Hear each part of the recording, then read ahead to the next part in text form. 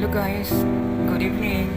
Ito yung talbos ng ligaw na ampalaya at saka ito yung kanyang mga ingredients.